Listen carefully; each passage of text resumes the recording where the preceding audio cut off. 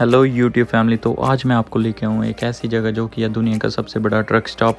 और ये जो ट्रक स्टॉप है ये 75 एकड़ एरिया के भी ज़्यादा के एरिया में बना हुआ है। और यहाँ पे हम एक टाइम पे भी कर सकते हैं 1000 ट्रक से भी ज़्यादा पार्क। और नीचे आपको कमेंट्स में गेस करना है कि ये ट्रक स्टॉप कहाँ पे है। और मुझे ऐसा लगता है कि ये एक ट्रक स्टॉप नहीं है, एक ट्रक म्यूज़ियम है। और ये इन्होंने पार्क किया ट्रक ट्रेलर। और अभी मैं आपको दिखाता हूँ जो कि सभी लोगों का फेवरेट ट्रक है, पीटरबिल्ट। और लोगों का एक सपना होता है इसे ट्रक को चलाना। और इसी के साथ ही यहाँ पे है shower, theatre, driver launch, laundry, restroom, chiropractor. और ये है ड्राइवर लॉन्च। और इसी के साथ ही है थिएटर। और यहाँ पे हम देख सकते हैं मूवी एक टाइम पे। और यहाँ पे अभी मैं आपको दिखाता हूँ है लॉन्ड्री। एक टाइम पे हम लॉन्ड्री भी कर सकते हैं।